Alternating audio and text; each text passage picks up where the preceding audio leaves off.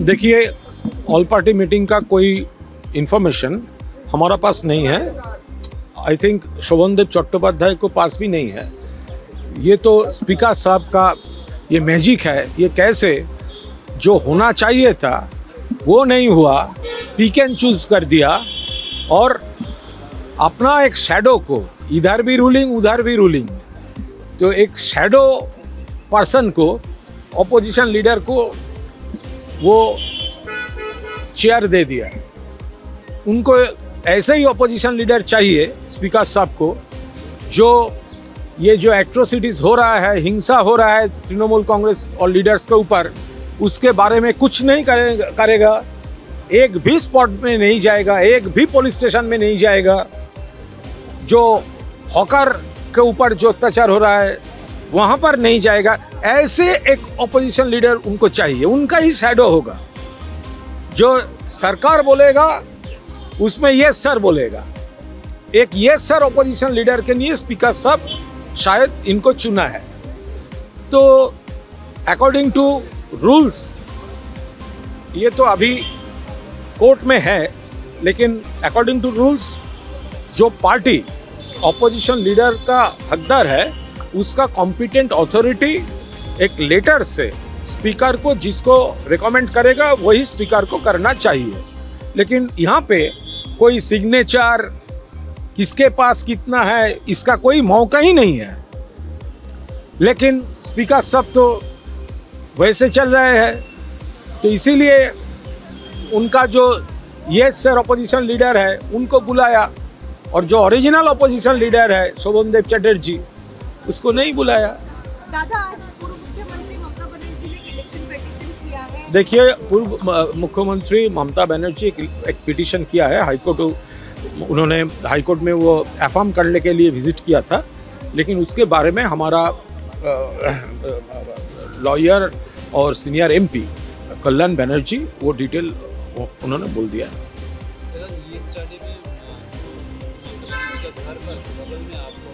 देखिए, कल जो हम ममता दी का घर से निकल रहा था उसके एकदम सामने, तो अब मैं ऐसे ही प्रेस मीट कर रहे थे, मेरा नज़र था आपका कैमरा के ऊपर, तो वो मौका लेकर एक आदमी आया तो डीम फेंका। देखिए, डीम कोई एक फेंक कोई प्रॉब्लम नहीं है। प्रॉब्लम ये है ये वो ममता बनर्जी का घर का सामने, वो तो जेड कैटेगरी है, तो उसका सामने हमला कर रहा है। और कौन हमला कर रहा है ये तो देखना है। 4 दिन पहले ममता जी का घर में सीआईडी का जो रेड हुआ था उसमें सीआईडी 2 इंडिपेंडेंट जो विटनेस लाया था। हमारा पास ये इंफॉर्मेशन है, वही में से एक है जो कल हमला किया। तो वो क्या रेकी करने के लिए आया था? कौन लाया? सीआईडी लाया। ममता बनर्जी का घर का अंदर कौन घुसाया? सीआईडी घुसाया। कौन रोल में घुसाया? Independent witness. और इंडिपेंडेंट विटनेस कल ममता दीदी का घर का सामने हमला कर रहे हैं। क्या इसका ये whether the both person same और नॉट, हमने दिया है पुलिस को। 2 अरेस्ट हुए थे, इंटरिम बेल हुआ है। हर वीक में 2 दिन थाने पे हाजिरा देना पड़ेगा।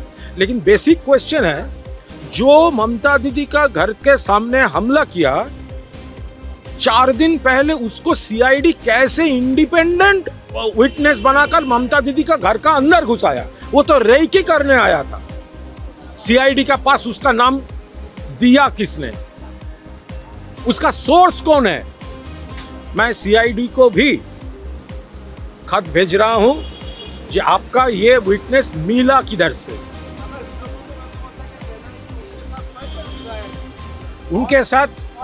उनका साथ उसका गेंजी और अंडरवेयर के बिना कुछ नहीं है, क्योंकि जो उसका साथ है वो विधायक, उसका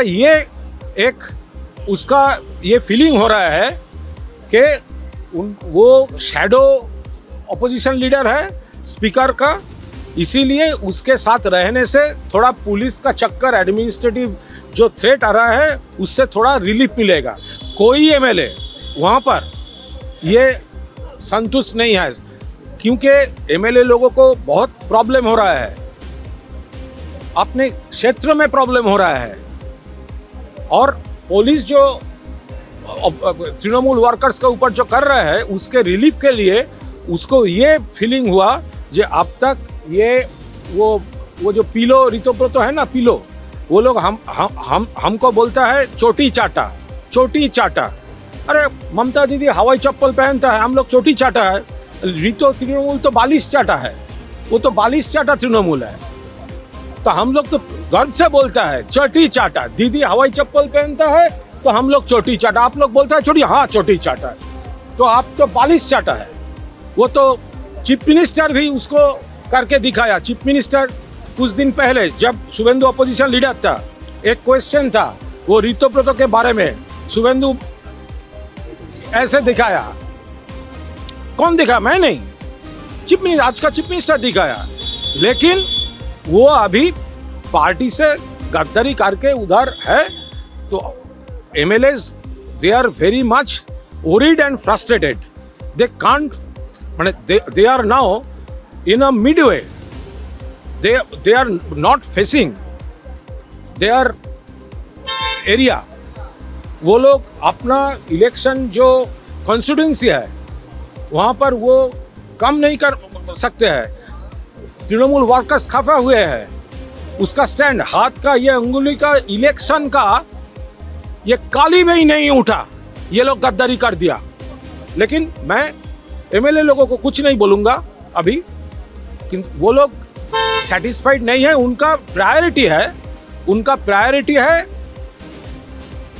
अपना वर्कर्स को। वो लोग सोच रहे हैं कि अगर ये स्पीकर का शैडो ऑपोजिशन लीडर के साथ रहूँगा तो संदीपन शाह वो भी फ्रस्ट्रेटेड है। उनका डर है वहाँ पर प्रियंका टिब्रेवाल क्या सब एलिगेशन कर रहे हैं, उससे बचने के लिए इधर उसको सपोर्ट कर रहे हैं। पूछिए ना प्रियंका टिब्रेवाल को। प्रियंका टिब्रेवाल हो सकता है हमारा कोई ऑपोजिट पार्टी का लीडर है, लेकिन जो एलिगेशन उनका पास है वो तो सीरियस एलिगेशंस है। तो संदीपन शाह को रिलीफ चाहिए तो वो एक प्रो गवर्नमेंट ऑपोजिशन लीडर को साथ घूम रहा है। आने वाले दिनों में लोगों और जो जितने भी पैसा है तृणमूल कांग्रेस के अकाउंट में उतना भी डिमांड किया जा सकता है, क्या कहना चाहते हैं? आने वाले पार्टी का फंड जो है, पार्टी का जो सिंबल जब है, पार्टी सिंबल और नाम क्लेम करेंगे तो पार्टी का जो फंड है पार्टी का जो वो भी फंड तो ले लेंगे। लेकिन उसके ऊपर मैं कोई कमेंट अभी नहीं करूंगा, क्योंकि जो पार्टी ममता दीदी ने किया है, जो ममता दीदी का लॉन्ग स्ट्रगल, उसके ऊपर हम लोग ये असेंबली में हम लोग घुसे हुए हैं, कुछ लोग पार्लियामेंट में घुसे हुए हैं। आज हम बोल रहे हैं ममता दी से पार्टी छीन लूंगा, सिंबल छीन लूंगा, फंड्स छीन लूंगा। ये पब्लिक तो हम लोगों को देख रहा है ना, ये शेमलेस पॉलिटिक्स ये चल नहीं सकता। Thank you.